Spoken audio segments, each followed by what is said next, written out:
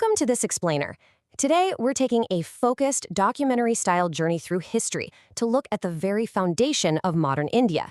We're going to zoom right in on the economic realities that existed on August 15th, 1947, literally the eve of Indian independence. It's a massive story. We're talking incredible, world-renowned wealth, systematic extraction, and the absolutely profound challenges that a newly independent nation had to face head-on. Okay, let's dive into this. How exactly did an economy that was globally famous for its immense wealth and productivity just turn into a largely stagnant, impoverished state over the course of nearly 2 centuries? I mean, it's a huge shift, right? To answer that, we really have to look at what India was before British rule and what the ultimate goals of that colonial rule actually were. The transformation was staggering. Seriously, pre-colonial India was a prosperous, completely self-reliant powerhouse. It was celebrated all over the globe for its high-quality agriculture, exquisite cotton and silk textiles, and incredible metal and precious stonework. But under colonial rule, the objective shifted entirely. The British colonial government wasn't trying to develop India's economy. Their primary goal was to completely restructure it.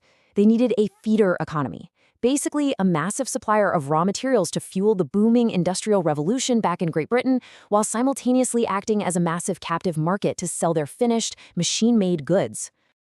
So you might be wondering, just how severe was this economic decline? Well, the British government never actually made official attempts to estimate India's national or per capita income. But independent Indian economists, brilliant minds like Dadabhai Naoroji and V.K.R.V. Rao, stepped up to do the math. And their findings were pretty grim. During the first half of the 20th century, the country's real output grew by less than 2% per year. And it gets worse. The per capita income increased by a microscopic 0.5% annually. To put that into perspective, it was just absolute economic stagnation. To really grasp this stagnation, we have to break the economy down sector by sector, and we'll start with the very backbone of India, agriculture. Farming wasn't just a job, it was a way of life for the vast majority of the country. A staggering 85% of the population lived in villages, and agriculture generated about 70% of the national income. Yet, despite being the largest sector by far, it was fundamentally backward and entirely stagnant. So, the logical question is, why? Why was it stagnant? Well, a major factor was the incredibly exploitative land revenue systems introduced by the British, particularly the zamindari system over in Bengal. Landlords, known as zamindars, were given ownership of the soil, and their main interest was collecting unbelievably high taxes in cash. And they did this regardless of whether a farmer had a bumper harvest or a devastating drought. On top of this, farmers were forced into commercialization. They were literally made to grow cash crops like indigo for British factories, instead of food crops to feed their own families, which completely ruined soil fertility.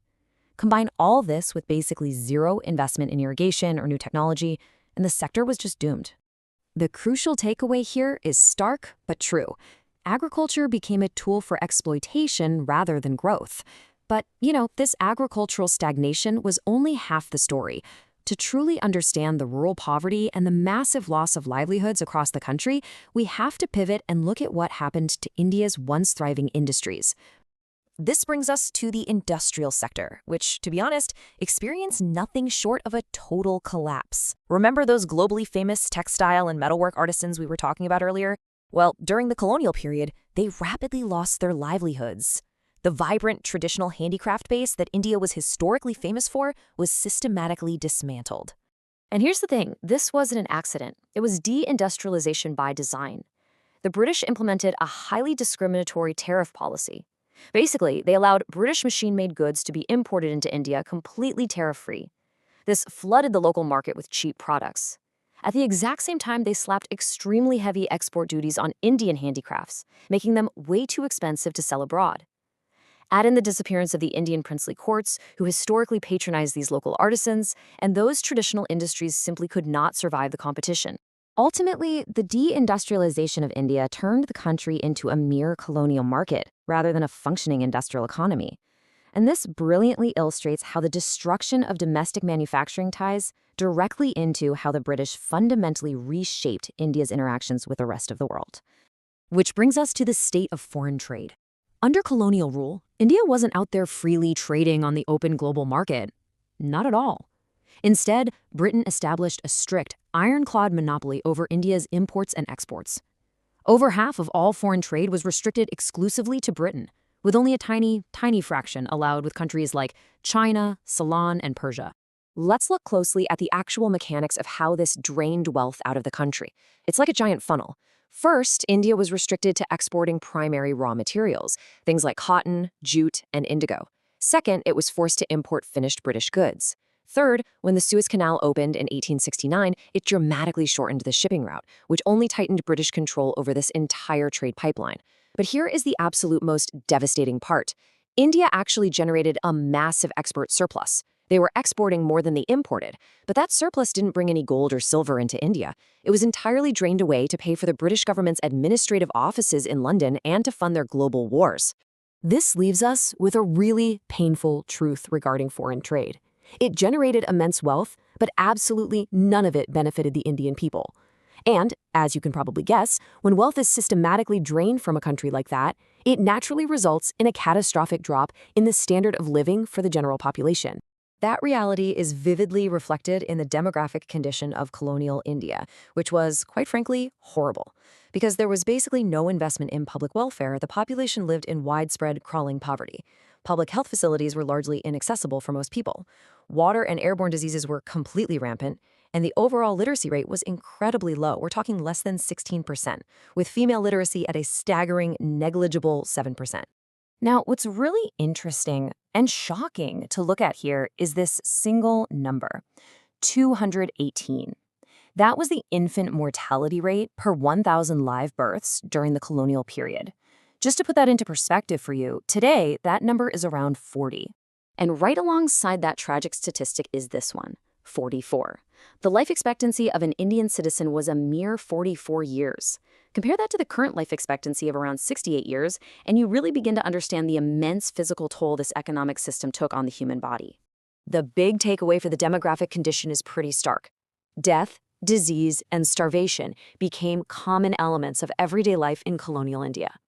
Now, for the population that did survive, we have to ask, how were they surviving? What were they actually doing for work? This connects directly to the occupational structure of the country at the time. Because the British had essentially wiped out the traditional handicraft industries and firmly refused to build modern industrial ones, the workforce literally had nowhere else to go. A massive 70 to 75% of the entire population was forced to rely on the already stagnant, completely overburdened agricultural sector. The service sector made up just 15%, and the manufacturing or industrial sector was a tiny, tiny 10%. This incredibly unbalanced occupational structure proves that the economy lacked any significant mobility or diversification. People were just trapped. Now, for an economy this imbalanced, one that was designed entirely for extraction and export, to actually function, it requires physical networks. And that leads us to our final sector, infrastructure. It's a historical fact that during the colonial regime, physical infrastructure like roads, ports, telegraphs, and railways were actually built. However, their primary purpose was absolutely not to benefit Indian society or provide amenities for the public. No, this was infrastructure built explicitly for exploitation. The railways are actually the perfect example of this. The very first railway line was opened in 1853 between Bombay and Thane. But look closely at the strategy behind it. It was designed specifically to quickly transport raw materials from the deep Indian hinterlands out to the ports for export, straight to Britain. Conversely, it facilitated the deep inland penetration of those cheap, machine-made British goods we talked about earlier. This effectively destroyed the historic self-sufficiency of the Indian village economies. So, the takeaway on infrastructure is crystal clear. It was developed to strengthen colonial control and expedite trade, not to actually modernize the country for its citizens. Having analyzed all of these highly interconnected sectors, it's finally time to zoom out and look at the big picture of exactly what was handed over on August 15, 1947. All of this built up to what we can call the independence inheritance. The newly independent Indian government inherited an economy deeply burdened with 5 massive, interconnected macroeconomic challenges. They inherited a completely stagnant agricultural sector, prone to frequent famines, a terribly weak industrial base with a collapsed traditional handicraft market, a one-sided foreign trade system entirely dependent on Britain, physical infrastructure that was completely inadequate for domestic development, and, as a direct result of all this, widespread, crushing poverty and unemployment. Which leaves us with this final forward-looking question. How would these immense inherited challenges shape the foundation for India's economic planning after independence? The transition to a modern, self-reliant economy from this starting point would require unprecedented resilience, strategic planning, and a complete reimagining of the nation's economic goals. But that incredible chapter of modern India's economic development is a story for another explainer. Thank you so much for joining me, and keep exploring. If you want to enjoy more such content, make sure to like, share, and subscribe to my channel. Hit the bell icon so you never miss an update.